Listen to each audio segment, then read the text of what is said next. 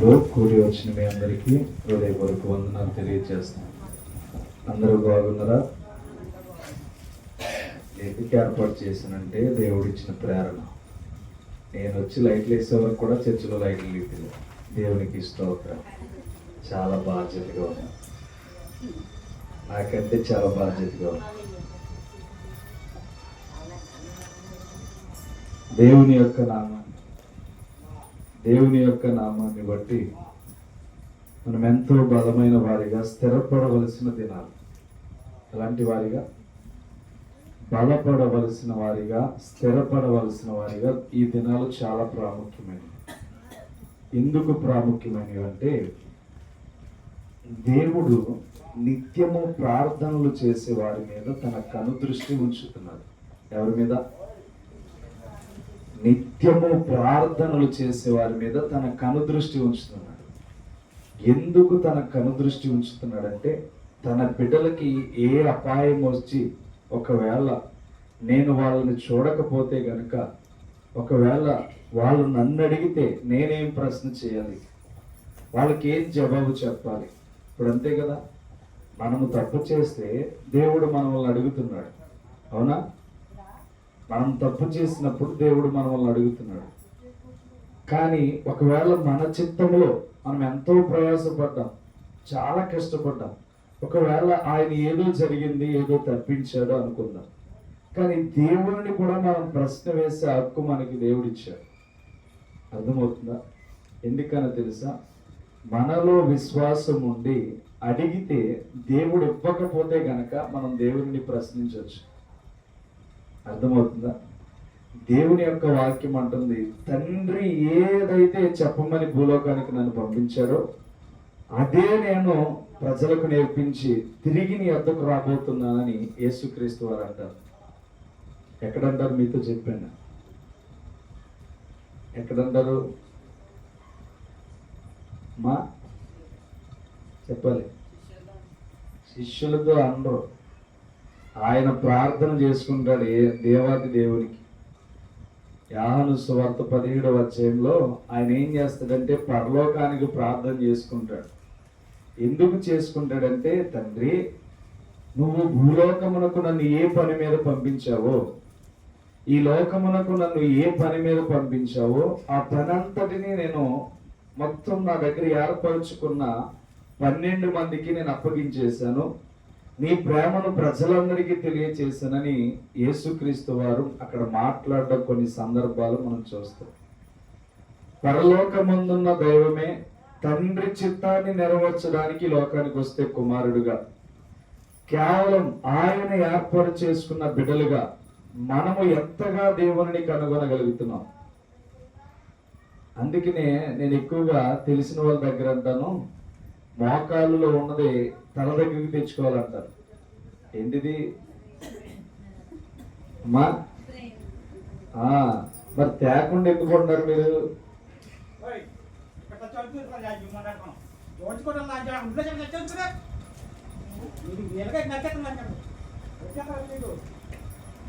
అర్థమవుతుందా? ఆలోచన చేయండి. ఎక్కడున్నది ఎక్కడికి రావాలంట?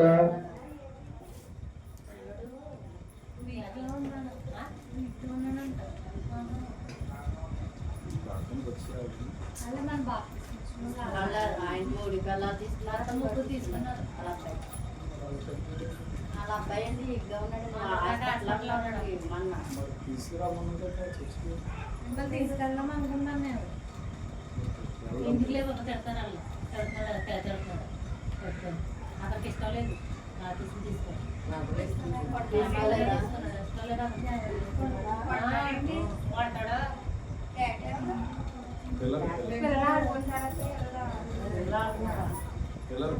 ఆయన ఇక్కడ వాళ్ళకన్నా పిల్లలు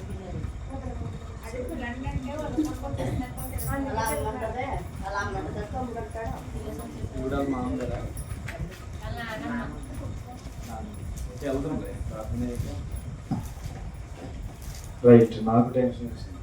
అన్ని చెప్తున్నాను కదా, ఆవును పడతలేదు.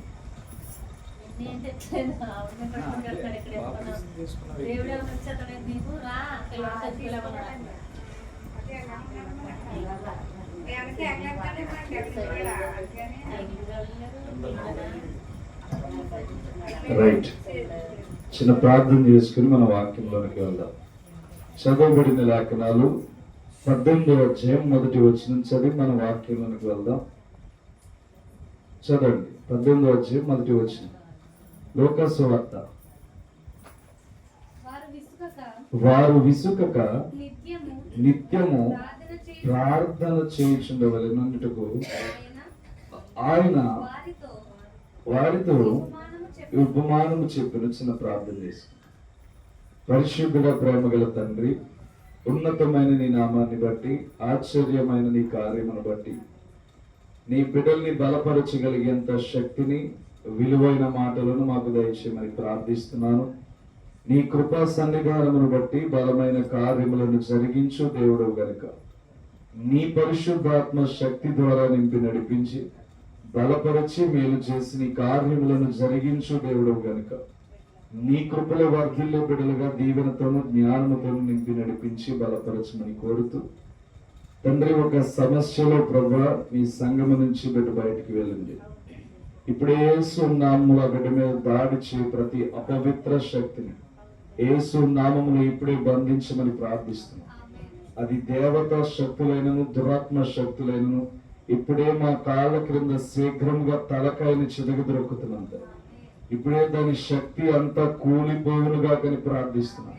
దాని శక్తి అంతా పాతాళ లోకానికి ఇప్పుడే తీసుకొనుగా కని ప్రార్థిస్తున్నాం. పరిశుద్ధుగా చిన్న బిడ్డ మీద ఉన్న బలహీనత అంతా ఇక్కడ చేస్తున్న ప్రార్థన వలన అక్కడ విడుదల సంభవించునుగా కని ప్రార్థిస్తున్నాం. ఇప్పుడే నెమ్మది కలుగునుగా కని ప్రార్థిస్తున్నాం. ప్రతి చీకటి శక్తి ఇప్పుడే లయమైపోనుగాక. ప్రతి చేతబడి శక్తి ఇప్పుడే లయమైపోనుగాక. మనిషిని గాయపరచు ప్రతి వ్యాధి యేసు నామములో లయమైపోనుగాక. ఇప్పుడే తన తలంపులని నూతన పరచబడునుగాక. ఇప్పుడే ఆ యొక్క ప్రాంగణమంతా నీ వెలుగు కమ్మునుగాక. నీ రక్తపు బాటలో గొర్రెపిల్ల రక్తంతో బిడ్డ కడగబడుదుడుగాక. దేవాని బిడ్డను స్వస్థపరచండి. కార్యము జరిగిందని మేము నమ్ముచున్నంత నీవే కృప చూపించి దర్శించేలోపు పూర్తి విడుదల బిడ్డకి దయచేయమని నీ పరిశుద్ధమైన నామాన్ని బట్టి అడుగుచున్నాం తండ్రి, ఆమేన్. దేవుని ఉన్నతమైన నామాన్ని బట్టి మనిషి ఎందుకు అలా అయిపోతాడంటే, మీరు బాగా గమనించండి. వాక్యమే చెప్తున్నాను, వాక్యంలో ఉన్నదే మాట్లాడుకుందాం.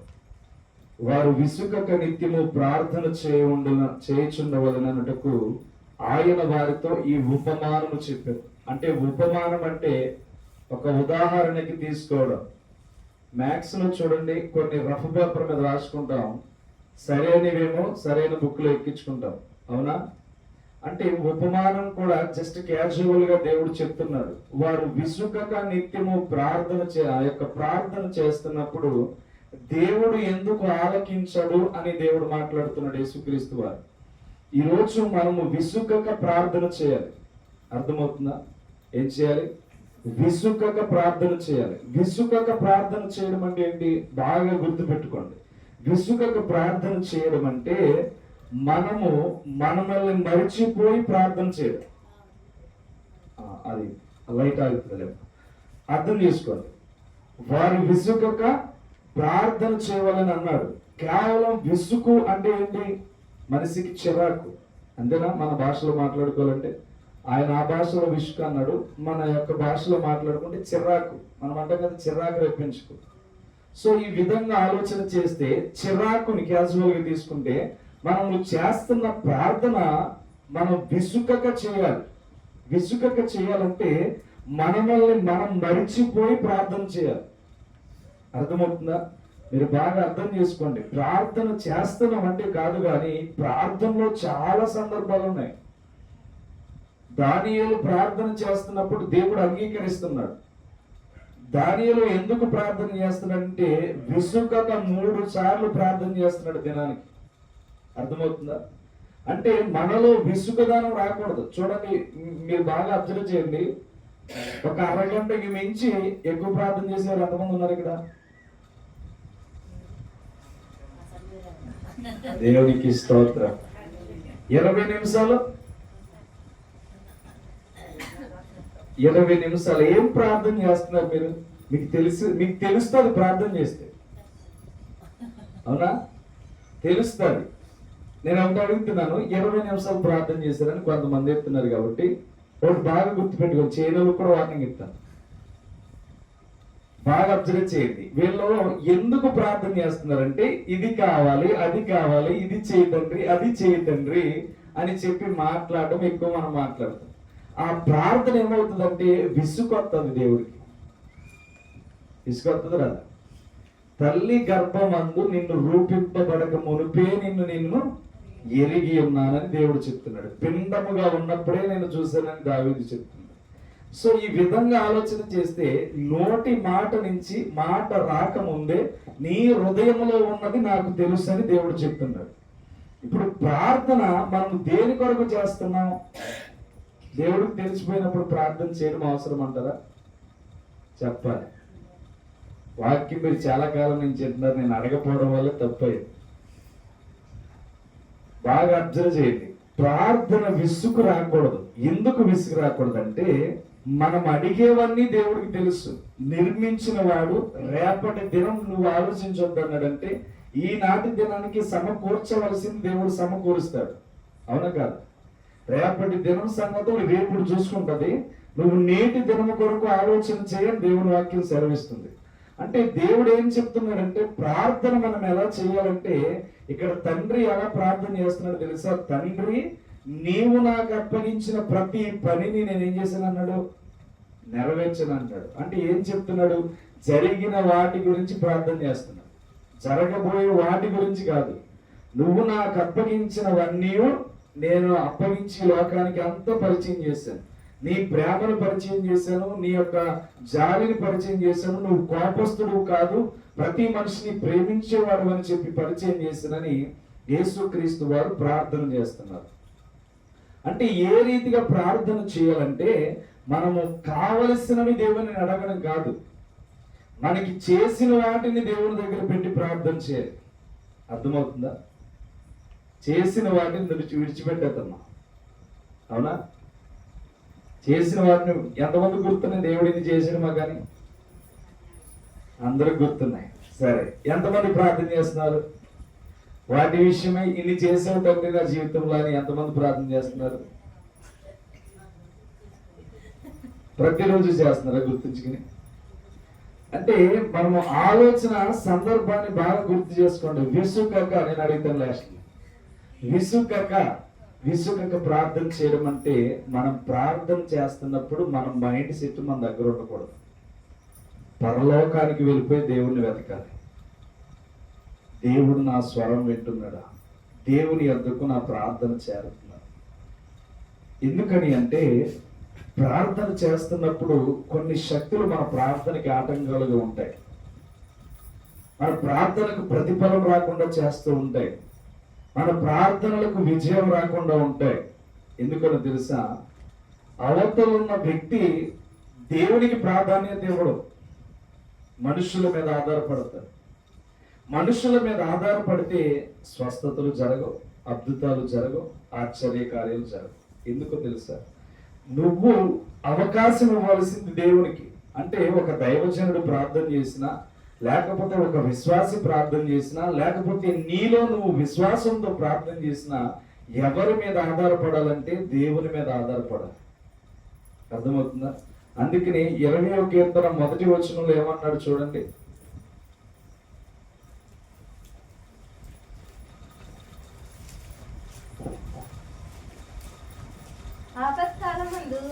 ఆపత్కాలమందు యెహోవా నీకు ఉత్తరం ఇచ్చును గాక, యాకోబు దేవుని నామము నిన్ను ఉద్ధరించును గాక, పరిశుద్ధ స్థలముల నుండి ఆయన నీకు సహాయము చేయను గాక. దేవునికి స్తోత్రం. ఎప్పుడంటా? ఆపత్కాలమందు దేవుడు ఎప్పుడు ఇస్తాడంట? ఉత్తరం ఇస్తాడు. ఎందుకని? మనం చేసిన ప్రార్థనలన్నీ ఆ రోజు పనికి వస్తాయి. అందుకని మనం చేయవలసిన ప్రార్థన ఏంటంటే దేవుని అడగడం కాదు, నాకు క్రొత్త ధనపు ఆలోచన దయచేయండి ప్రభువా, క్రొత్త ధనముతో ప్రార్థన చేసే కృపనివ్వండి ప్రభు అని దేవుని ప్రార్థనలో అడగాలి. మనం ఎప్పుడైతే ప్రార్థన నాకు నేర్పించు ప్రభు అని ఎప్పుడైతే అడుగుతామో మనకి కొత్త మాటలు దేవుడు ఇవ్వడం ప్రారంభిస్తాడు. అర్థమవుతుందా? నేను రోజుకి ఇంచుమించు 4 నుంచి 5 గంటల లోపు, లేకపోతే 3:30 నుంచి 4:30 లోపు గంటలు ప్రార్థన చేస్తాను. ఎన్ని గంటలు? 4:30 నుంచి 3:30 లోపు, 3:30 నుంచి 4:30 లోపు ప్రార్థనలు చేస్తాను. ఎందుకని అంటే నాకు ఒక బాధ్యత ఉంది. ఈ బాధ్యత ఏంటంటే మీరు అప్పగించే ప్రార్థనలు, చుట్టూ ఉన్న ప్రపంచం ఎలా ఉందో యావత్ ఇవన్నీ మేము ఆలోచన చేసి ప్రార్థన చేస్తాం. అందుకనే మా ప్రార్థన ఎక్కువగా ఉంటుంది. మీ ప్రార్థన 20 నిమిషాలు చేసేటప్పటికి ఇంకేం చేద్దామని ఆలోచిస్తారా? వస్తుందా రాదా? ఇంకేమైనా మర్చిపోయానా గుర్తు చేసుకునే ఆలోచన కూడా వస్తుంది రాదా? ఇంకేమైనా దేవుడి దగ్గర అడగవలసినవి మర్చిపోయానా అని ఆలోచన చేసే విధానం కూడా ఉంటుంది. అందుకని మనము దేవునికి విసుగు పుట్టించేంతగా ప్రార్థన చేయకూడదు. దేవుడు మన హృదయమును, మన అంతరంగమును ఎరిగిన దేవుడు గనుక మనం ఏం చేయాలంటే నిత్యము ఆయన కొరకు ప్రార్థించాలి. ఎలా ప్రార్థించాలంటే నీ చిత్తం ఏమైనదో నా జీవితంలో జరిగించు ప్రభు అని ప్రార్థన చేయాలి. రేపటి దినమున బిర్యానీ తినాలన్నది ప్రభు అని కాదు. అర్థమవుతుందా? రేపటి దినాన చూడు బుజ్జి ఏంటంట, బిర్యానీ తినాలని కాదు, రేపటి దినాన భవిష్యత్తు ఏంటో దేవుడు ఆలోచించొద్దన్నాడు. అంటే రేపటి తెల్లారగట్ల దినం అయిన తర్వాత మనం ఏం చేయాలంటే ఈ దినమున నాకు ఇచ్చినందుకు నా కుటుంబం అంతా నీకెంతో కృతజ్ఞతలమై ఉండాలి ప్రభు అని చెప్పి మనం వేకువని లేచి ప్రార్థన చేయాలి. వేకువని చేసి ప్రార్థన చేస్తే దేవదూతలు ఆలకిస్తాయి. అర్థమవుతుందా? 3 గంటల నుంచి 5 గంటల లోపు ఇప్పుడు లేచి ప్రార్థన చేసిన దేవదూతలకి, అలాగే నువ్వు చేసిన ప్రార్థనకి డే అంతా నీకు ఎలా ఉంటుందంటే చాలా మనశ్శాంతి దొరుకుతుంది, పీస్ ఆఫ్ మైండ్ దొరుకుతుంది. అర్థమవుతుందా? అందుకనే మనం ఏం చేయాలంటే వేకువ కష్టమైన, బలమైన, బలహీనతైన ఏం చేయాలంటే నిద్ర మత్తి మీద ఉండి మంచం నుంచి కాళ్ళు 2 దెబ్బలు నడండి, అప్పుడు ఊరికే మెలకు వచ్చారు. ఎందుకని కింద ఏదైనా రావడం దానికి కాళ్ళు గుచ్చుకుంటుంది. అర్థమవుతుందా? అందుకనే వేకువ జాము ప్రార్థన అలవాటు చేసుకోండి. జరిగే 24 గంటలు చాలా సంతోషంగా జరుగుతాయి. శోధన వస్తే ఆపత్కాలమందు దేవుడు తప్పిస్తాడు, బాధ వస్తే ఆపత్కాలమందు దేవుడు తప్పిస్తాడు, శ్రమ వస్తే ఆపత్కాలమందు దేవుడు తప్పిస్తాడు. అందుకని ఆపత్కాలమందు నేను ఉత్తరం ఇస్తాను అన్నాడు. కాబట్టి మన ప్రార్థనలు ఎక్కడికో వెళ్ళిపోయి అనుకోవద్దు. ఇన్ని రోజుల నుంచి చేస్తున్నా నా ప్రార్థనకు ప్రతిఫలం రాదే అనుకోవద్దు. దేవుడు వారి క్రియల చొప్పున ఎప్పుడు ప్రతిఫలం ఇవ్వాలో ప్రతి దానికి ఒక్కొక్క ఏర్పాటు చేసి ఉంచాడు. కాబట్టి మనము ఏదో అయిపోయింది అనుకుంటాం, ఏమీ అవదు. దేవుడు మనల్ని హెచ్చించడానికి కొన్ని మనకి నేర్పిస్తూ తీసుకువెళ్తాడు. అర్థమవుతుందా? మన యొక్క జీవితాలు ఎలా ఉండాలంటే దేవుని మీద నిత్యము ఆనుకునే రీతిగా ఉండాలి. చూడండి, మనం ఎప్పుడైనా సరే విశ్వాసంతో ప్రార్థన చేస్తే దేవుడు అంగీకరిస్తాడు. ఎంతమందికి జరిగిన కార్యాలు? అందరికీ జరిగినాయి. ఎందుకు జరిగినాయి అంటే విశ్వాసం కనపరచారు. అందుకనే ఆ రక్తస్రావణము గల స్త్రీ చెంగు ముట్టుకున్న తర్వాత దేవుడు చర్చించాడు. అక్కడ ఏమన్నాడు? నా వస్త్రపు చెంగు ముట్టుకున్నది ఎవరో నన్ను ముట్టుకున్నారు, నాలో ప్రభావం ఏమన్నాడు బయటికి వెళ్ళింది అన్నాడు. నాలో ప్రభావం బయటికి వెళ్ళింది, ఎవరో నన్ను ముట్టుకున్నారంటే అక్కడ ఉన్న శిష్యులు అంటున్నారు ఆయనను గుర్తించలేకపోతున్నారు. ఆయన ఎంత అభిషక్తుడు, పక్కనున్న ఆయన గుర్తించలేక ఇంత జనంలో నిన్ను ఎవడో ముట్టుకున్నా లేవయా, ఇంత జనంలో నిన్ను ఎవడో ముట్టుకుంటే మళ్ళా వెనక్కి తిరిగి వాళ్ళని ఎదుగుతున్నావు, నీ మీద అందరూ జనం పడిపోతున్నారంటే లేదు ఎవరికో అవసరం ఉంది, నాలో నుంచి ఒక ప్రభావం బయటికి వెళ్ళింది, ఎవరో నన్ను ముట్టుకున్నారని దేవుడు ఆ దగ్గరగా మాట్లాడినప్పుడు ఆ స్త్రీ నేనే అని అంత జనాంగంలో సిగ్గు లేకుండా లేచింది. ఎందుకని? తన విశ్వాసం అంత గొప్పగా ఉంది. అందుకని అమ్మ నీ విశ్వాసం గొప్పది, నువ్వు స్వస్థపరచబడ్డావు అన్నాడు. ఎందుకని తెలుసా? అంత మందిలో ఆమె ఎవరిని చూడలేదు, ఆయన అడిగిన మాటకు మాత్రమే జవాబిచ్చింది. వెంటనే ఆమెలో ఉన్న రోగ నిరోధక శక్తి అంతా ఏమైపోయిందంటే కట్టబడ్డది. అందుకని మనం ఏదైనా ప్రార్థన చేసినప్పుడు విశ్వాసం వచ్చి విసుగక ప్రార్థన చేయాలి. ఇచ్చే వరకు పోరాడాలి. దేవ ఎందుకు ఇవ్వ ప్రభు అని చెప్పి పోరాడాలి. మనలో శక్తి, మనలో బలము ఉన్నంత వరకు దేవుని దగ్గర ఎలా ఉండాలంటే బలముతో ప్రార్థన చేయాలి, శక్తితో ప్రార్థన చేయాలి. అందుకని రోమ 12:12 ఏమన్నాడు చూడండి. రోమ 12:12 ఏమన్నాడు చూడండి.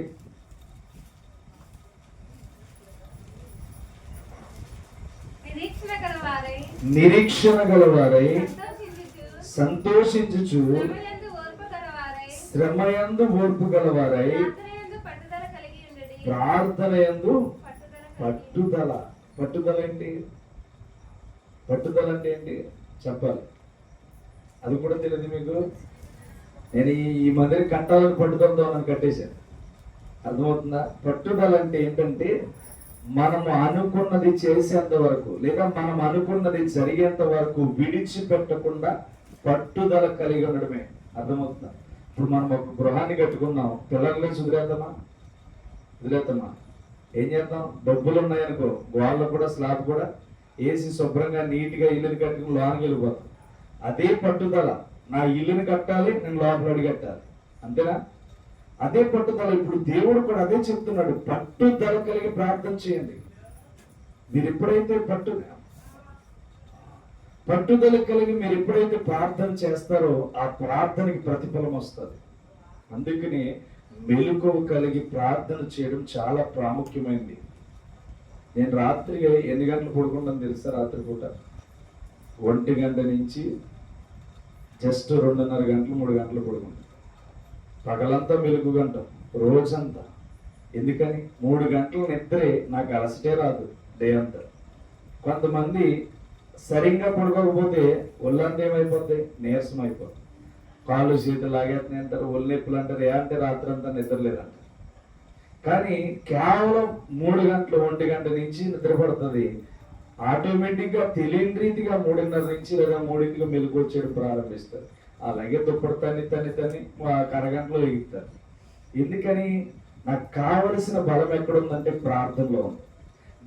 ప్రార్థనతో ప్రారంభించకపోతే, ఆ పట్టుదల మనలో లేకపోతే, ఆ పట్టు విడువని శక్తి ఎప్పుడైనా సరే మనం విడిచిపెట్టామంటే దురాత్మలు వచ్చి కూర్చుంటే మన దగ్గర. ఎలాంటి దురాత్మలు అంటే 8 దాకా మెలుగు దుప్పడతాన్ని పడితే శీతకాలం అలాంటిది ఉంటుంది. 7ంటికి కూడా లేగం ఉన్నావు. అందులో 7ంటికి కూడా లేగలేని పరిస్థితి. అంటే మనకి పట్టుదల లేదు. ప్రార్థన చేస్తే ఈ దినమంతా మా కుటుంబం సంతోషంగా ఉంటుంది, ప్రార్థన చేస్తే ఈ దినమంతా మా కుటుంబంలో వెలుగుంటుంది, మా కుటుంబంలో బిడ్డలు సంతోషంగా ఉంటారు, మా కుటుంబంలో దేవుని శక్తి వలన అందరూ ఎక్కడికి వెళ్ళినా తిరిగి సంతోషంగా ఇంటికి వస్తారని చెప్పి ఆ దినమంతా ఎలా ఉంటుందంటే చాలా సంతోషంగా ఉంటుంది. ఎందుకని? ఎవరైతే మనల్ని పుట్టించాడో మన కుటుంబ భారం అంతా ఆయన మీద పెట్టేశాం. దేవునికి స్తోత్రం. అందుకనే సమస్త భారములు మోయిచున్న వారులారా నా యొద్దకు రండి, నేను మీకు విశ్రాంతి కలుగజేస్తాను. ఎవరు కలుగజేస్తారు? దేవుడు కలుగజేస్తాడు. అర్థమవుతుందా? దేవుని దగ్గర ఉంది. దేవుని దగ్గర ఉన్నది పొందుకోవడానికి మనమే నిర్లక్ష్యం చేస్తాం. ఎవరు నిర్లక్ష్యం చేస్తున్నారు? మనమే నిర్లక్ష్యం చేస్తున్నాం. కాబట్టి మనం ఎప్పుడైనా సరే నిర్లక్ష్యం అనేది మనలోనికి రాకూడదు, విసుగుదల మనలోనికి రాకూడదు. ప్రార్థన చేస్తున్నాం, ఎప్పటికైనా జవాబు వస్తుంది, ఎప్పటికైనా ప్రతిఫలం వస్తుంది, ఎప్పటికైనా దేవుడు ఇస్తాడు. ఎందుకంటే నన్ను చూడకుండా ఏ రోజు దేవుడు నన్ను విడిచిపెట్టట్లేదు. నా మనస్సులో ఉన్న గాయాన్ని కట్టేవాడు దేవుడు కనుక ఆయనే తగిన సమయం ముందు నాకు ప్రతిఫలం ఇస్తాడని చెప్పి మనం విశ్వాసంతో ఉండాలి. అందుకనే నేను మీకు విశ్రాంతి కలిగజేస్తాను. నా చేతుల్లోనికి రండి, నా మార్గంలోనికి రండి, నా విషయం ఏంటో ఆలోచన చేయండి అని దేవుడు చెప్తున్నాడు.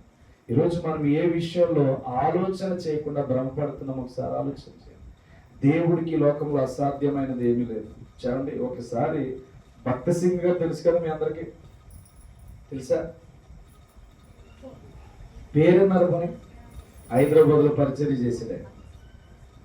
భక్త సింగ్ గారు అనే వ్యక్తి రాత్రికాల సమయంలో దేవుడు తనని దర్శించాడంట. తనని దర్శిస్తే దేవుడు అన్నాడంట, 10 రూపాయలు మాత్రమే ఉన్నాయి ఆయన దగ్గర. ఆయనకి తెలుసు దేవుడికి. ఆయన అన్నాడు భక్త సింగ్ గారికి 3 గంటల జాములో ఆయన దగ్గరికి వెళ్ళి మాట్లాడి, నీకు చాలా దూర ప్రయాణం ఉంది, అర్జెంటుగా రైల్వే స్టేషన్కి వెళ్ళమన్నాడంట. రైల్వే స్టేషన్కి వెళ్ళి టికెట్ కౌంటర్లో నుంచోమన్నాడంట.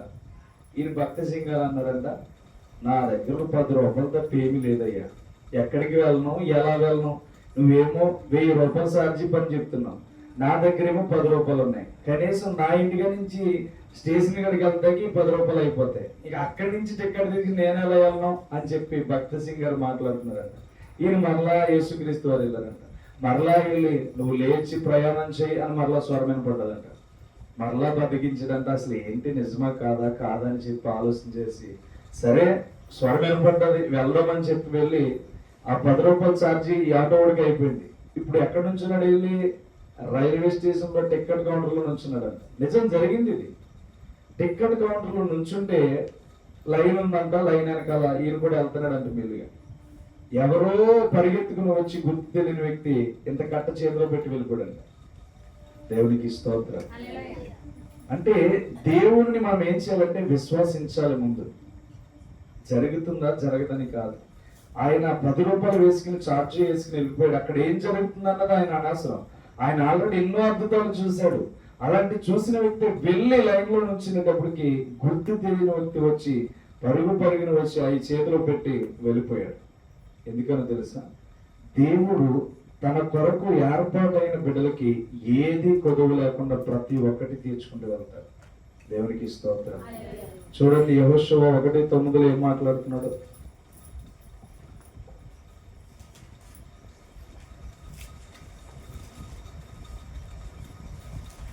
చదువు.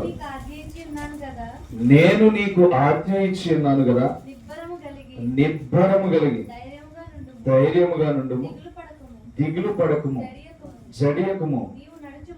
నీవు నడుచు మార్గమంతటిలో నీ దేవుడైన యెహోవా నీకు తోడైనను. అర్థమవుతుందా? ఏం పడకూడదంట, దిగులు పడకూడదు, మన ధైర్యం చెడిపోకూడదు, మనం ఎప్పుడు కూడా జడియకుండా నడవాలి, నిబ్బరము కలిగి ఉండాలి. అర్థమవుతుందా? నువ్వు చేస్తున్న ప్రార్థన దేవుడు విన్నాడని నమ్మండి. ఎప్పుడైనా సరే క్యాజువల్ గా చేసేది వేరు. చాలా మంది చేస్తారు క్యాజువల్ గా. ఎంతమంది చేస్తాం? ఈ చిన్న బిడ్డలు కూడా చేస్తారు. కానీ దేవుడు ఆలకించాడా లేదా అని ప్రార్థన చేయండి. విశ్వాసం ఉంటుంది ప్రార్థనలో. మనం చేసే ప్రార్థనకి విశ్వాసం ఉంటుంది. ఇంటికాడ శనివారం జరిగిస్తాం కదా, ఒక ఆయనకి ఇంటికి వెళ్ళి ప్రార్థన చేస్తాను. ఎలా అంటే ఇంకా 4 రోజుల్లో ఆయనకి చెవుల ఆపరేషన్ జరగబోతుంది. ఏ ఆపరేషన్? 2 చెవులు చీము కారిపోతుంటే ఆయన అన్నాడు, మీరు ఒకసారి మా ఇంటికి వచ్చి ప్రార్థన చేయండి, ఆపరేషన్ సక్సెస్ అవడానికి ప్రార్థన చేయమన్నాడు. ఏమన్నాడు? ఆపరేషన్ సక్సెస్ అవడానికి ఇంటికి వచ్చి 3 రోజులు ప్రార్థన చేయమన్నాడు. అయితే మొదటి రోజునే వెళ్ళి నూనె రాసి ప్రార్థన చేశాను.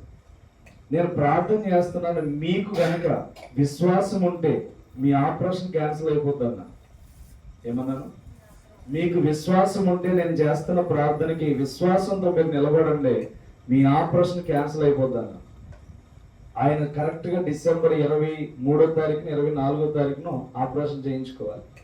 వెళ్ళి వాళ్ళ ఇంట్లో ప్రార్థన చేశాను. ఆయన చెవులంతా అది రావడం మానేసి, తలకి స్నానం చేస్తే చాలు బుడబుడా కారిపోయి మందిరంలో కూడా అలా చెవులు గొడ్లెక్కి కూర్చునేవాడంట. అలాంటి వ్యక్తికి ఏమైందంటే, నువ్వు విశ్వసించి ఈ నూనె నేను స్వస్థపరుస్తుంది అని చెప్పి నువ్వు ఇలా చేతిలో నూనె వేసుకుని ప్రార్థన చేసి తన కత్తిని వెంటనే ఏం జరిగిందంటే స్వస్థత జరిగింది. అంటే మనం ఏం చేయాలి? విశ్వాసంతో ఉండాలి. విశ్వాసం అనేది మన జీవితంలో నెరవేర్చబడితే ప్రతి కార్యము జరగడం దేవుడు చూపిస్తాడు. అందుకని నేను నీకు ఆజ్ఞాపించినవన్నీ కదా, నేను నీకు ఆజ్ఞాపించున్నాను కదా, నిబ్బరము కలిగి ధైర్యముగా నుండుము, దిగులు పడకము, జడియకము, నీవు నడుచు మార్గమంతటిలో నేను నీకు తోడై ఉంటానని దేవుడు చెప్తున్నాడు. కాబట్టి మనం జడవలసిన బిడ్డలం కాదు, ధైర్యంగా నిలబడవలసిన వాళ్ళం. పిరికితనపు ఆలోచనతో ఉండవలసిన వాళ్ళం కాదు, ధైర్యంతో ఉండవలసిన వాళ్ళం. దేని చూసి భయపడవలసిన వాళ్ళం కాదు, దేవుని చూసి భయపడవలసిన వాళ్ళం. దేని విషయంలోనైనా ధైర్యంగా మనం ఉండాలి, దేని విషయంలోనైనా బలముతో ఉండాలి. కానీ మనకేమవుతుందంటే, చిన్న అలజడి వచ్చేటప్పటికి ఆటోమేటిక్గా మన మైండ్లో అవిశ్వాసం వచ్చేస్తుంది. వస్తుందా కదా? అవిశ్వాసం వచ్చేస్తుంది. జరుగుతుందో జరుగుతుందో ఏంటి లైఫ్, ఏమైపోయింది మన జీవితం, ఏం కాల. దేవుడు ఇస్తానికి చాలా ఏర్పాట్లు ఉన్నాయి. అర్థమవుతుందా? దేవుడు చెప్తున్న మాట అదే. దావీదు కూడా అంటాడు, ఏమంటాడు చూడండి, 1 సమూయేలు 30:6 అనుకుంటా. 1 సమూయేలు 30:6 చూడండమ్మా. దావీదు మిక్కిలి దుఃఖపడెను మరియు తమ తమ కుమారులను బట్టి కుమార్తెలను బట్టి జనులందరికీ ప్రాణము విసిగినందున రాళ్ళు రువ్వి దావీదును చంపుదము రండని వారు చెప్పుకొనగా దావీదు తన దేవుడైన యెహోవాను బట్టి ధైర్యము తెచ్చుకొని నువ్వు దేవునికి స్తోత్రం. ఏమన్నట్టు చూసారు ఇక్కడ? కరెక్ట్ గా మనం ఎగ్జాంపుల్ గా ఆలోచన చేయండి. ఎవరిని బట్టి? వాళ్ళ ఇంట్లో అందరూ తనకే శత్రువులుగా ఉన్నారు. తన ఇంట్లో వాళ్ళందరూ తన మీద దాడి చేస్తున్నారు. తన ఇంట్లో వాళ్ళందరూ తననే అవమానపరుస్తున్నారు. మంచి చేయాలనుకుంటున్నా కానీ దావీదు మీదకి చెడే ఎదురవుతుంది. ఇప్పుడు ఇక్కడ ఈ వచనంలో చూస్తే దావీదు మిక్కిలి దుఃఖపడును మరియు ఆయన తమ తమ కుమారులను బట్టి కుమార్తెలను బట్టి జనులందరికీ ప్రాణం విసుకున్నందున రాళ్ళు రువ్వి దావీదును చంపుదము రండని వారు చెప్పుకొనగా దావీదు తన దేవుడైన యెహోవాను బట్టి ధైర్యం తెచ్చుకున్నాడు అన్నారు. ఈరోజు మనం ఎవరిని బట్టి ధైర్యం తెచ్చుకున్నాం చెప్పాలి. దేవుడు మనల్ని ఏర్పాటు చేసుకునేది ఎందుకంటే తన యందు ప్రత్యేకించబడిన వారిగా నిలబెట్టుకోవడానికి. మనల్ని సృజించింది కేవలం ఈ లోకంలో చిల్లరమల్లగా తిరగడానికి కాదు. ఒక ప్రతిష్ఠింపబడిన బిడ్డలు నా బిడ్డలని దేవుడు చెప్తున్నాడు. తల్లి గర్భంలోనికి పంపించి 9 నెలలు ఆ బిడ్డని కాచి కాచి కాపాడి భద్రపరిచి, అయ్యో తల్లి గర్భంలో ఎటువంటి సిచ్యువేషన్ లో బిడ్డ మెలు తిరుగుతుందో ప్రతి ఒక్కటి ఎవ్రీథింగ్ గమనిస్తూ ప్రతి విషయంలో దేవుడు ఏం చేస్తున్నాడంటే కాపాడుతూ ఉంటున్నాడు. అర్థమవుతుందా? 9 నెలలు తల్లే కాపాడేస్తుందా తన్ని జాగ్రత్తగా? పడుకోదా? నిద్రమత్తు రాదా?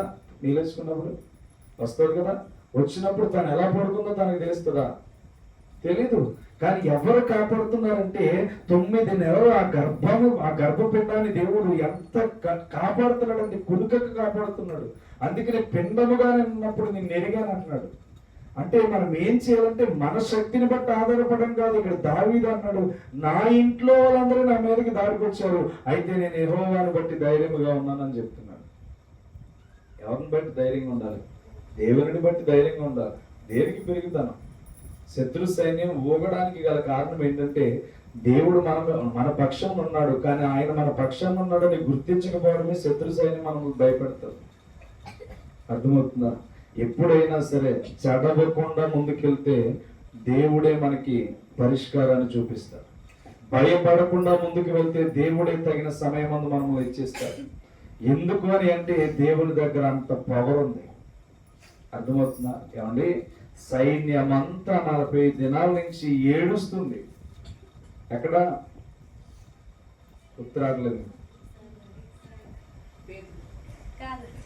కొత్త నిబంధన కాదనే సైన్యం ఎక్కడ ఉంటదంటే ఇక్కడ ఉంటది. పాత నిబంధనలోనే సైన్యం ఉంటది. గొలియాతు దగ్గర 40 దినాల నుంచి ఏడుస్తుంది.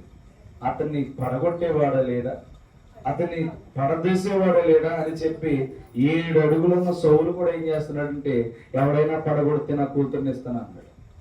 ఏమన్నాడు? ఎవడైనా కానీ గొలియాతుని పడగొడితే మన సైన్యంలో నుంచి వెళ్ళి నా కూతుర్ని ఇచ్చి పెళ్లి చేస్తాను అన్నాడు. అంటే ఎంత అయిపోయిందో చూడండి. వాళ్ళు ఏం కలిగలేరంటే ధైర్యం కలిగలేరు. ఆ మనిషిని చూసి భయపడుతున్నారు. ఈరోజు మనము కూడా ఏం చేస్తున్నామంటే శ్రమలను చూసి భయపడుతున్నాం. భయపడమా? అందుకనే మేము పాట పాడింది బుజ్జిన దగ్గర, శ్రమలే నా అతిశ్రయం, శ్రమలోని ఆనందం, శ్రమలే అందే. ఏమెట్టాడు అక్కడ? విశ్వాసం.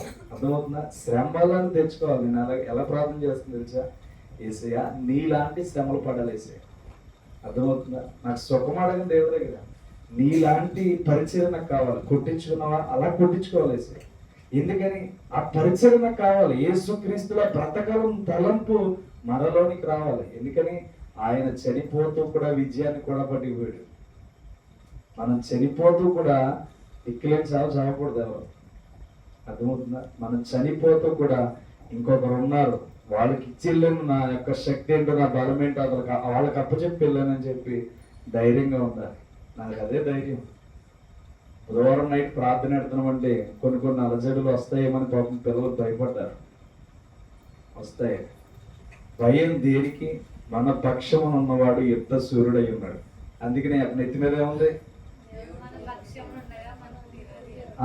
దేవుడు మన పక్షమునుండగా మనకి విరోధం ఉండడు. నువ్వు ఉన్నాడు అనుకుంటే ఉంటాడు, లేడు అనుకుంటే ఉండడు. అర్థమవుతుందా? ఎప్పటికప్పుడు మన మైండ్ని ప్రిపేర్ చేయాలి. నీకు అదే చెప్తున్నాను. నేను ఊరికే వాళ్ళకిలాగా వీళ్ళకిలాగా బోధించి వెళ్ళిపోను. గత వారం ఏం చెప్పాను? బుధవారం నైట్ ఏం చెప్పాను అంటే మళ్ళీ రిపీట్ చేస్తే దేవుడు నన్ను కొడతాడు అక్కడ. అర్థమవుతుందా? మీకు ఇచ్చేది ఏంటంటే బలమైనది. తనని ఎవ్వడు పట్టించుకోలేదు. ఎవరిని? ఆ కోనేటి దగ్గర పడి ఉన్న వ్యక్తిని ఎవరు కూడా పట్టించుకోలేదు. చెప్తున్నాను మళ్ళీ బెల్లం పెట్టాలి. మీకు బెల్లం పెడితే సేవలు చేస్తాయి, సేవలన్నీ తినేసి బెల్లం అయిపోతాయి, మళ్ళీ బెల్లం వేయాలి మీ దగ్గర. అర్థమవుతుంది? ఇలా కాదు, మనకి బెల్లం పెట్టే వరకు మీరు కూడా మార్పులు వేస్తున్నాము. అర్థమవుతుందా? బ్రెయిన్ అనేది అందుకని ఎక్కడ ఉండాలన్నా ఇక్కడ ఉండేది ఎక్కడికి వచ్చేయాలి, ఇక్కడికి వచ్చేయాలి. అందుకనే మనం బలవంతులం అండి. ఇలా వాక్యం చెప్పరు, మీకు బాగా గుర్తుపెట్టుకోండి. చెప్పేసి వెళ్ళిపోయి టైం ఎప్పుడు అవుతుంది అని టైం చూసుకునే వాళ్ళు కూడా ఉంటారు. నేను టైం చూసుకోను, నాకు ఎంత వాక్యం వెళ్తే అంత చెప్తాను. అర్ధరాత్రి 12 అవని ఇంటికి వెళ్తా, లేట్ అయినా పర్వాలేదు. అర్థమవుతుందా? వాక్యం అనేది నాకు చాలా ఇష్టం. ఎన్ని గంటలు బోధించాలన్నా పడుకోకుండా ఎన్ని గంటలైనా వాక్యం చదువుతాను నేను. నాకు కళ్ళుకి నొప్పి రావు. అందుకని మనం ఏం చేయాలంటే తీయదనముగా ఇంకొకరికి ఆకలి తీర్చే వారికి ఉండాలి. అందుకే నా కోనేటి దగ్గర ఉన్న వారిని ఎవరు పట్టించుకోలేదు. మరి ఎవరు వచ్చి తీర్చారు దాని బాధ? యేసుక్రీస్తు వచ్చి తీర్చారు. ఈ రోజు నీ బాధ ఎలా తీరుతుందంటే ప్రార్థన విశ్వాసం ద్వారా చేయాలి. 40 దినాల నుంచి పాపం ఎవడో వచ్చి కొడితే నా కూతుర్ని ఇస్తానని చెప్పి మాట్లాడుతున్నాడు సౌలు. పాపం అతను వెళ్ళి కొట్టలేడు, అభిషేకించబడినాడు. పిరికితనం తనలో ఎంటర్ అయిపోయింది. ఎక్కడ? మనిషిని చూసేటప్పటికి భయం వచ్చేసింది. అంటే దేవుని బిడ్డలు ఎలా ఉండాలంటే ధైర్యంతో ఉండాలి, విశ్వాసంతో ఉండాలి, ప్రార్థన జీవితంతో ఉండాలి, మెలుగు కలిగి ఉండాలి. ఇవన్నీ ఏంటంటే ఇదిగో ఇదేకోని లేచి ప్రార్థన చేసినప్పుడు శత్రువు నీ కుటుంబం మీదకి వస్తున్న ప్రతి బాణాన్ని దేవుడు ఏం చేస్తాడంటే ఆపేస్తాడు. శ్రమ వచ్చినా ఆపేస్తాడు, నీకు అప్పుల బాధ వచ్చినా ఆపేస్తాడు, కష్టంలో పడిపోతున్నావంటే అది నీ మీదకి రాకుండా దేవుడు ఏం చేస్తాడంటే తప్పించేస్తాడు.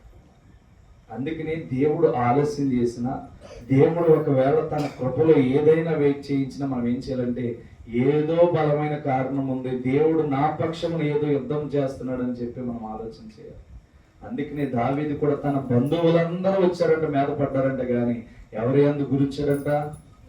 దేవుని యందు ధైర్యముగా ఉన్నాడంట.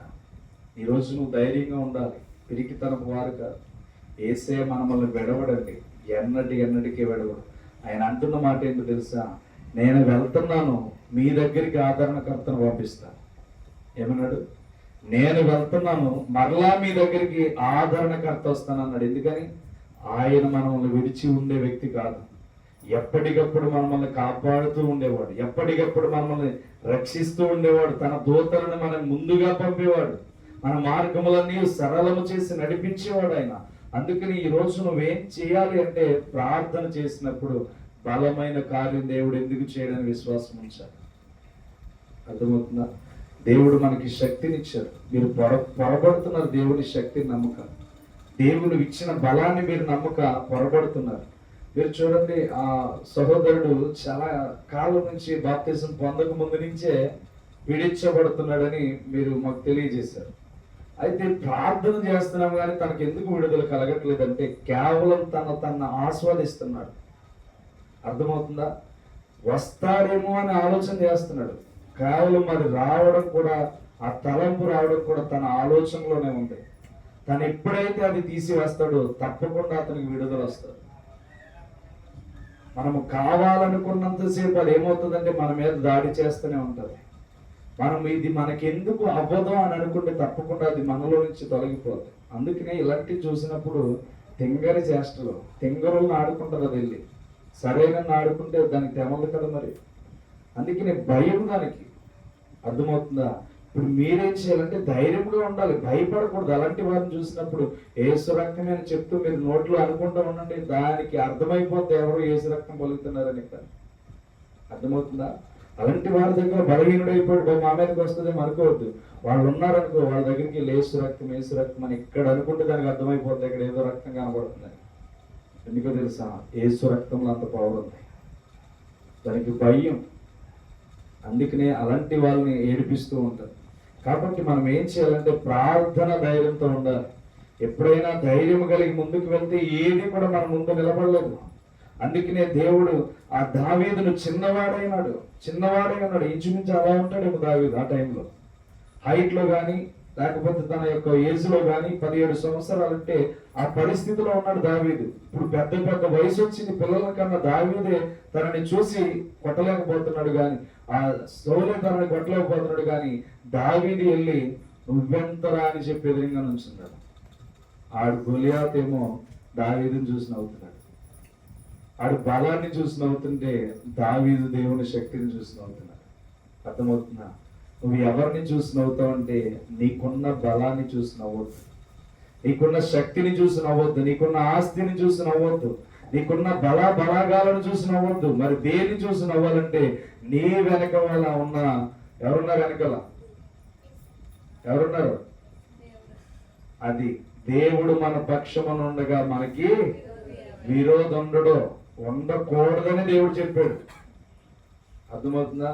ఈరోజు సంఘంలో చాలా వ్యతిరేకత కనబడుతుంది. నా దగ్గరికి అందరూ ప్రార్థన చేయించుకుంటూ వస్తున్నారని నా మీదకి లేనిపోని ఎత్తులు వేస్తున్నారు. మీరందరూ గట్టిగా ప్రార్థన చేయండి. ఎందుకని ప్రార్థన ఆపేయడానికి కూడా అనుకూలంగా మార్చుకున్నారు వాళ్ళకు.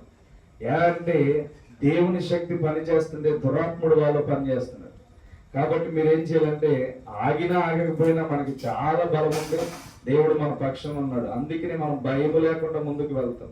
కాబట్టి మనము ఏం చేయాలంటే దేవుడు మన పక్షమున ఉన్నాడు గనుక మనం ఏం చేయాలంటే బలమైన వారిగా ఉండాలి. అందుకని ఈ యొక్క విధవరాలు ప్రార్థన చేస్తున్నప్పుడు ఎలా మాట్లాడిందో చూడండి. 18వ అధ్యాయానికి వెళ్ళిపోతాం, ముగించుకుందాం. 7వ వచనం చూడమ్మా. దేవుడు తాను ఏర్పరచుకొనిన వారు దివారాత్రములు తన్ను గూర్చి మొర్ర పెట్టుకొనుచుండగా వారికి న్యాయము తీర్చగా ఆయన వారికి త్వరగా న్యాయము తీర్చును. వారి విషయమే కదా ఆయన దీర్ఘశాంతము చూపుచున్నాడు. మీతో చెప్పుచున్నాను. ఆయనను మనుష్య కుమారుడు వచ్చినప్పుడు ఆయన భూమి మీద విశ్వాసము కనుగొనునా అని చెప్పి అడుగుతున్నాడు. చూడండి, మనం ఎట్టి పరిస్థితుల్లో దేవుణ్ణి విసిగించే ప్రార్థన చేయము. మనం విసిగితే ప్రార్థన కాదు. అర్థమవుతుందా? 20 నిమిషాలు చేస్తే నేను చెప్తాను, బాగా గుర్తుపెట్టుకున్నాను, జరిగిదే 20 నిమిషాలు చేస్తే ఏదైనా మర్చిపోయామని ఆలోచిస్తాం ప్రార్థనలోనే. అర్థమవుతుందా? ప్రార్థనలోనే ఆలోచిస్తాం, ఏదైనా మర్చిపోయినా అడిగిది అని ఆలోచిస్తున్నాం. మన కోసం ప్రార్థన చేయొద్దు. మీకు ఒకటే చెప్తున్నాను, సంగమా మీరు బలపడి ఎత్తబడి గుంపులో ఉండాలంటే దేవునికి విలువ ఇవ్వండి, దేవుని మాటకు విలువ ఇవ్వండి, దేవుని శక్తికి విలువ ఇవ్వండి. మీరు ఏం అడగాలో మీ నోటి మాటకు రాకముందే దేవుడికి అన్నీ తెలుసు. మీరేం నేర్చుకోవాలంటే దేవుని ఎదుట ఎంత ప్రతిఫలము కలిగిన ప్రార్థన చేయాలంటే మీ ప్రార్థన ప్రతిష్ఠింపబడి దేవదూతను మీ దగ్గర అప్పగించి ఆయన పరలోకానికి యొక్క ప్రార్థన తీసుకురాని రీతిగా మీ ప్రార్థన ఉండాలి. అర్థమవుతుందా? నేటి దినాల్లో అలాంటి ప్రార్థన కోసం దేవుడు చూస్తున్నాడు. మనకి విసుకొస్తుంది 20 నిమిషాలు ప్రార్థన చేసిన, లేకపోతే పావుగంటే ప్రార్థన చేసిన, 5 నిమిషాలు కనీసం అరగంట టీవీ షో తగ్గించి 5 నిమిషాలు ప్రార్థన చేస్తాం. ఎందుకని? అరగంట సినిమా కానీ టీవీ కానీ చూస్తే మనకి నీరసం రాదు, సరిగ్గా ప్రార్థన దగ్గరికి వెళ్ళేటప్పుడు నీరసం వస్తుంది. బాగా గుర్తుపెట్టుకోండి. నీరసం ఎప్పుడు వస్తుందంట? చూస్తున్నాను. ఓకే, ఛానల్ కట్ అయిపోయిందా? ఛానల్ ఉంటే చూడనట్టే. అర్థమవుతుందా? బాగా గుర్తుపెట్టుకోండి. మీరు బాగా అబ్జర్వ్ చేయండి. ఎప్పుడు దుష్టుడు మన మీదకి వస్తాడంటే మనం ప్రార్థన చేయాలనుకున్నప్పుడు దుష్టుడు మన దగ్గరకు వస్తాడు. ఎలా అంటే నీరసాన్ని రెప్పిస్తాడు బాడీకి. ఒక 5 నిమిషాలు చేసేటప్పటికి అప్పుడు ఏమవుతుందంటే నీరసం వచ్చేస్తుంది బాడీకి. బాడీకి నీరసం వచ్చి 5 నిమిషాలు చేస్తేనే ఎక్కువ చేసే మనకి ఆలోచన కూడా వస్తుంది మనకి. కాబట్టి మీరు చేయవలసింది ఏంటంటే విసుగకుండా ప్రార్థన చేయాలి. నువ్వు మోకరిస్తే ప్రభు మినిమం గంట నా మోకాళ్ళు నేను మర్చిపోవాలని ప్రార్థన చేయాలి. అర్థమవుతుందా? మోకాళ్ళ మీద మీరు ప్రార్థన చేస్తున్నారు లేదో పట్టు విడవక ఎక్కడైతే మోకరిస్తారో ఆ ప్రాంగణం అంతా వెలుగుతో నింపబడుతుంది. బాగా గుర్తుపెట్టుకోండి. శోధనలు రావు, బాధలు రావు, వ్యాధులు రావు, ఎటువంటి కష్టాలు రావు. మీరు విశ్వాసంతో మిమ్మల్ని మీరు మరిచిపోయి ప్రార్థన చేయండి. ఒకవేళ పెద్దవారిగా ఉన్నారు, మీరు కూర్చునే ప్రార్థన చేయండి, దేవుడు అంగీకరిస్తారు. ఎందుకని మీరు ఇచ్చే ప్రాధాన్యతను బట్టే మీకు బహుమతులు ఉంటాయి. అర్థమవుతుందా? మీరు ఇచ్చే ప్రాధాన్యతను బట్టే బహుమతులు ఉంటాయి. ఎవడైతే రన్నింగ్ లో ఫస్ట్ సెకండ్ థర్డ్ వస్తాడు, ఎవడ ఓపికను బట్టి వాడు పరిగెడతాడు. అర్థమవుతుందా? మీ ఓపికను బట్టి మీరు ఏం చేయాలంటే దేవుడిచ్చి బహుమానం కొరకు పరుగులు పెట్టాలి. ఎలా పరుగులు పెట్టాలంటే మీ మోకాళ్ళ ప్రార్థన పరలోకానికి చేరేలా ఉండాలి. కాబట్టి నేను చెప్పిన మాటల్లో కంపల్సరీ మీ మైండ్కి టచ్ అయ్యే మాటలు ఉంటాయి. కాబట్టి మీరు చేయవలసిన ఆలోచన విధానం ఏంటంటే మీ ప్రార్థన విసుకక దేవుని సన్నిధికి చేరాలి, విడువక దేవుని సన్నిధికి చేరాలి. మనం ప్రార్థన చేస్తున్నామంటే కంపల్సరీ దానికి పరిష్కారం దొరకే రీతిగా మన ప్రార్థన ఉండాలి. కాబట్టి విడువక దేవుణ్ణి సేవించే వారిగా మనం ఉందాం.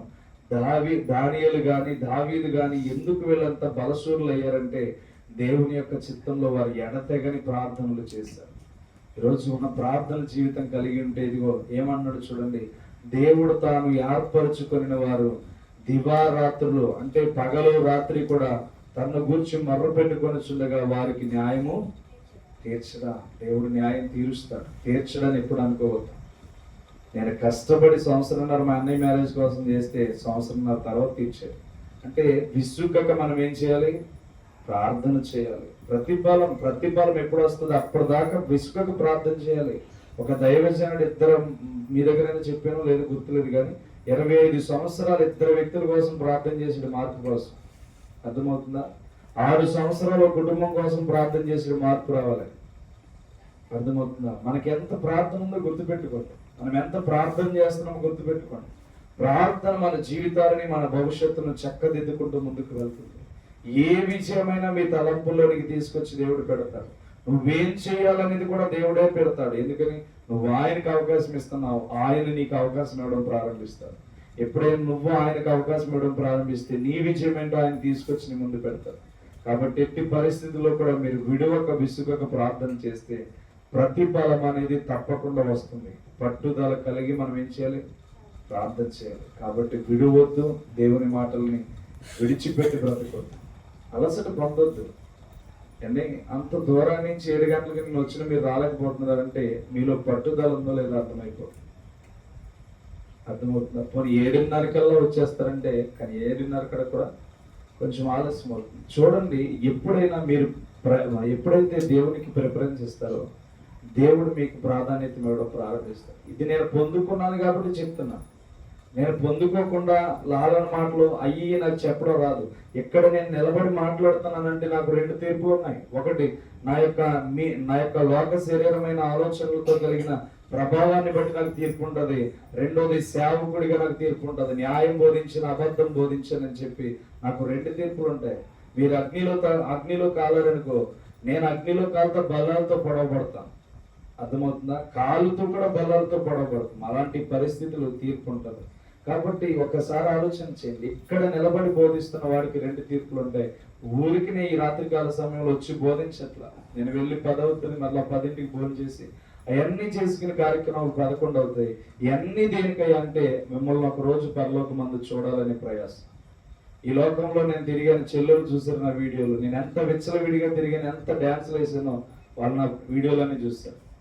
అంటే నా బ్రతుకేంటో, నా హీన స్థితి ఏంటో ఇంకొకడు పాడవకూడదని నా జీవితంని దేవునికి అంకితం చేస్తాను. దేవుడు నన్ను ఏర్పాటు చేసుకున్నాడు. అందుకని ఈ రోజు ఏ ఒక్క ఆత్మ లోక సంబంధమైనదిగా ఉండకూడదు, పరలోక సంబంధమైనదిగా ఉండాలని ఈ ప్రయాసతో పరుగులు పెడుతున్నాను. ఇది ఎంతవరకు వెళ్ళాలంటే సంఘములో అడుగుపెట్టే ప్రతి ఒక్కరికి దేవుడు చేసి తీరాలని ఆలోచనతో దేవుడు నాకు అప్పగించిన భారాన్ని ఎంతైనా సరే మిమ్మల్ని పరలోకానికి చేర్చాలని ప్రయాసతో వచ్చి వాక్యాన్ని బోధిస్తున్నాను. మీ అంత వాక్యాన్ని బయట వారు వినలేకపోతున్నారు. సంఘాల్లో వాక్యం దొరకట్లా. సంఘాల్లో వాక్యాలు లేక బలహీనులు అయిపోతున్నారు.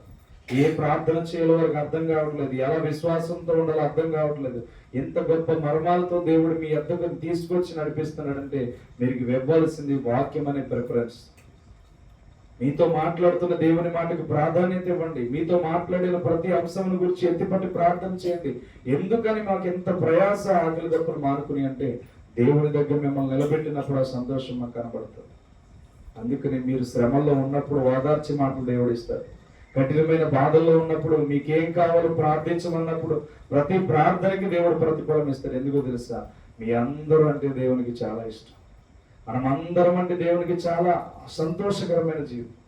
ఈ రాత్రి ఎంత కూడుకుని మనం 10 మందిగా ఆరాధన చేస్తున్నా కానీ దేవుడు మన యందు ఎంతో సంతోషాన్ని కలిగి ఉంటాడు. ఎందుకని మీ కుటుంబాలను విడిచి వచ్చి ఈ రాత్రికాల సమయంలో మీ పనులు చేసుకుంటూ ఈ రాత్రికాల సమయంలో ఇక్కడ కూర్చున్నారంటే తప్పకుండా మీకు కూడా ఒక దీవెన ఉంటుంది.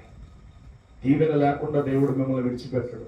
కేవలం ఇక్కడికి తీసుకొచ్చి కూర్చోబెట్టడు. అది తగిన సమయమందు దేవుడు మీ పక్షాన్ని ఏర్పాటు చేస్తాడు.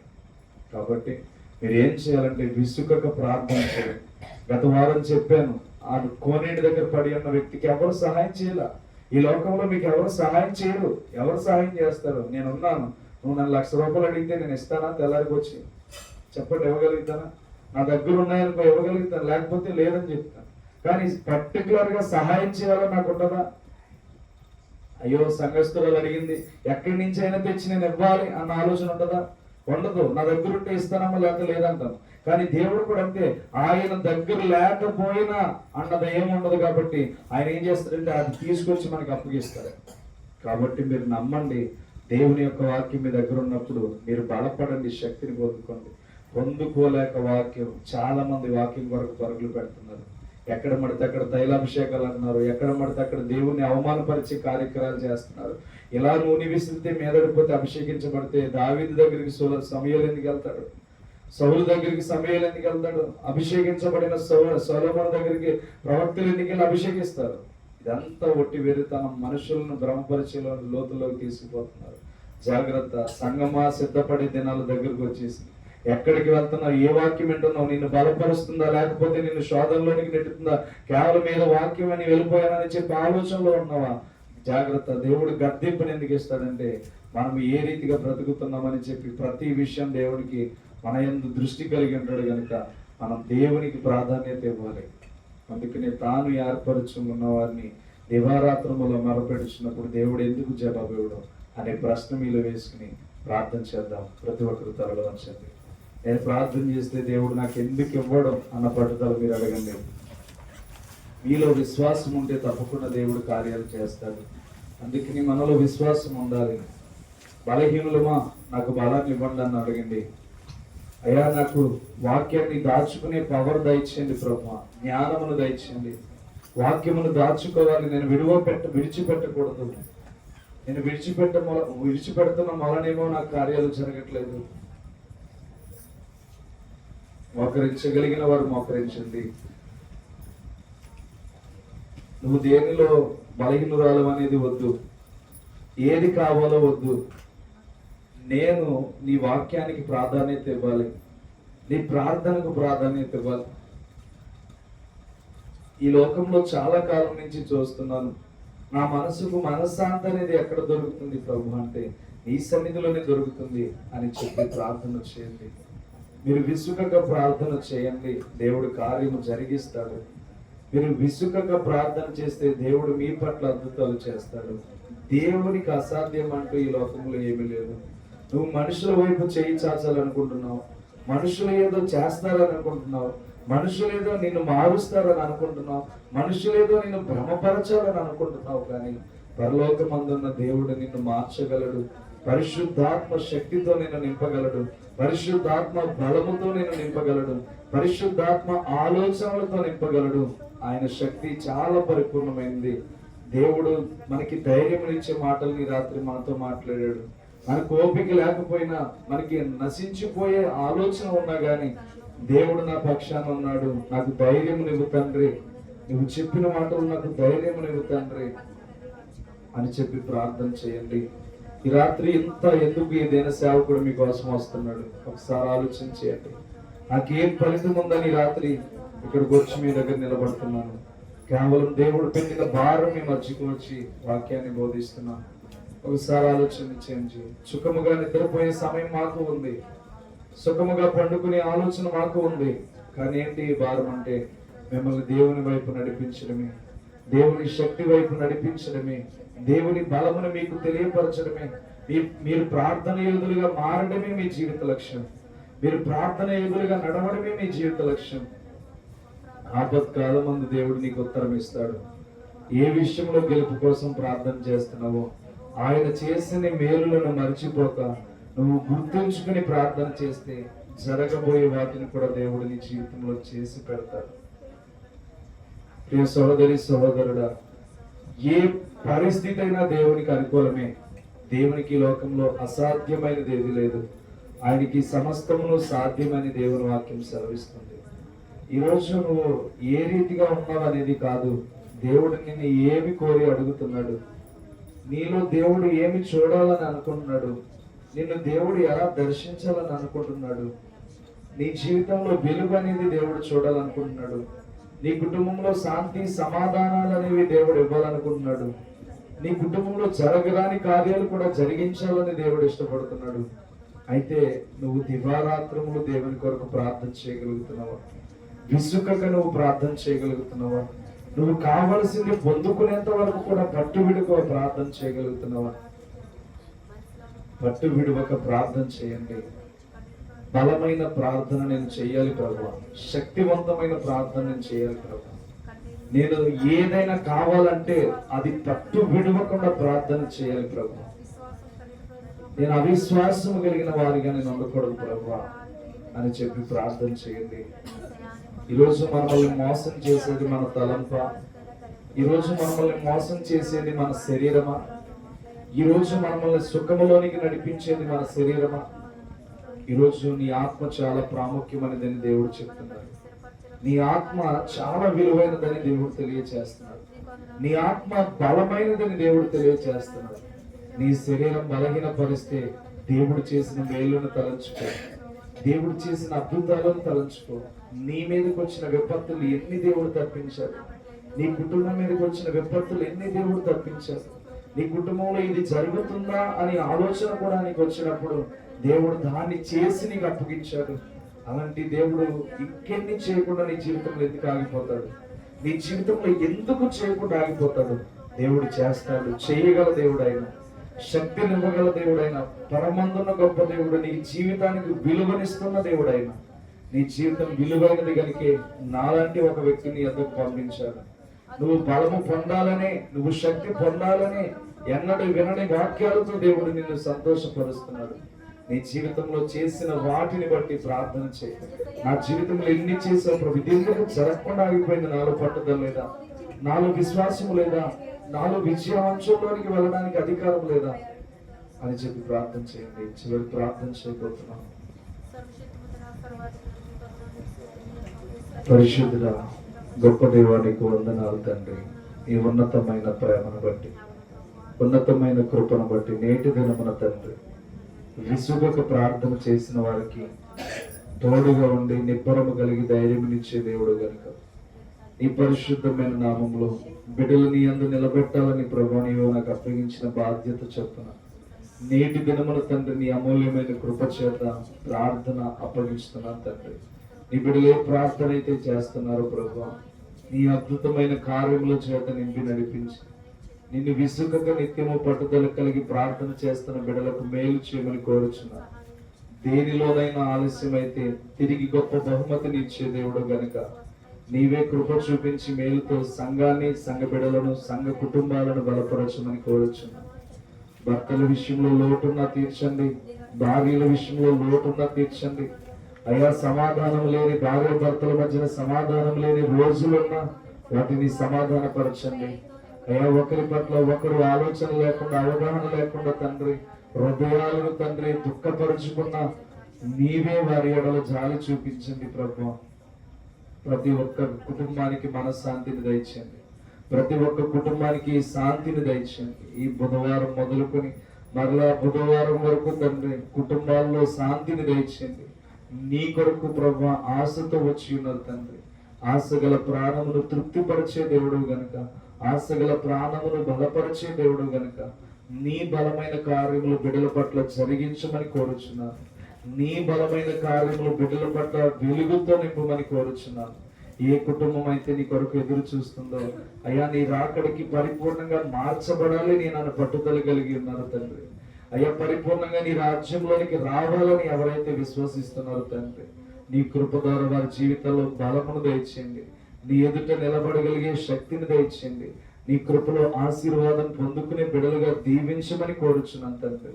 నీ కనికరమైన ప్రేమ చేత బిడ్డల్ని కాచి కాపాడి భద్రతనిచ్చి మేలుతో నింపి నడిపించి పరిపూర్ణమైన శక్తిని మీరే మాకు అనుగ్రహించి నీ నీడలో మమ్మల్ని వర్ధిల్లింప చేసి నీ ధన్యత మెండుగా మాకు అనుగ్రహించి పరలోక ఆశీర్వాదములతోనూ పరిశుద్ధాత్మ శక్తితోనూ పరిశుద్ధాత్మ బలముతోనూ నింపండి తండ్రి.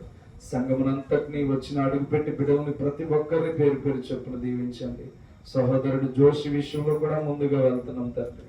మాకంటే ముందుగా అక్కడ సూచక్రియ జరిగించండి. మాకంటే ముందుగా అద్భుత కార్యము జరిగించండి. మాకంటే ముందుగా నీ ఘనమైన కార్యమును విడుదల చేయండి. ఇప్పుడే నీ రాజ్యమును అక్కడ విడుదల చేస్తున్నాను ప్రభు. ఇప్పుడే నీ దేవదూతల సమూహం ఆ ప్రాంగణంలోనికి వచ్చిన గాక. నీ మహా గొప్ప వెలుగు తండ్రి మాకంటే ముందుగా అక్కడ విడుదల పొందునుగాక అని ప్రార్థిస్తున్నాను. నీ నామమే గణపరచబడాలి, నీ సన్నిధి గణపరచబడాలి. నీ రాజ్యమే ఈ గ్రామం అంతా స్థాపించబడాలి. నీ రాజ్యం ఈ గ్రామంలో ప్రతి కుటుంబంలో స్థాపించబడాలి. దేవబిడ్డలను దీవించండి, ఆశీర్వదించండి, బలపరిచి మేలు చేయండి. నీ కరుణ హస్తము చేత నింపండి. నీ ధన్యతను మెండుగా మాకు దయచేసి చేరి వచ్చిన ప్రతి ఒక్కరిని పేరు పేరు చొప్పున దీవించి ఆశీర్వదించి బలపరిచి మేలు చేసి ఇదిగో ఈ రాత్రికాల సమయంలో ఎంత ఓపికతో బిడ్డల దగ్గర కూర్చొని ఉండగా వీరందరికీ వెలుగుమయముగా తండ్రి, వీరి కుటుంబాల్లో శాంతిని నింపండి, సమాధానము నింపండి తండ్రి.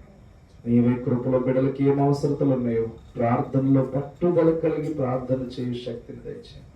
నీ కృపలో వర్ధిల్లింప చేసి మహిమ కాంతిని ప్రకాశింపచేయమని యేసు నామమున పేరట అడిగి వేడుకొనుచున్నాం తండ్రి. ఆమేన్, ఆమేన్, ఆమేన్. మన తండ్రి అయిన ప్రేమయు కుమారుడైన యేసుక్రీస్తు కృపయు ఇప్పుడును ఎల్లప్పుడును తన మహాకాంతి మన కుటుంబాలకును మన యొక్క కుటుంబ బిడ్డలకును ప్రతి ఒక్క ప్రయాణికులకును ఈ వారమంతా దేవుని కృప మనకి తోడేయుండును గాక. ఆమేన్.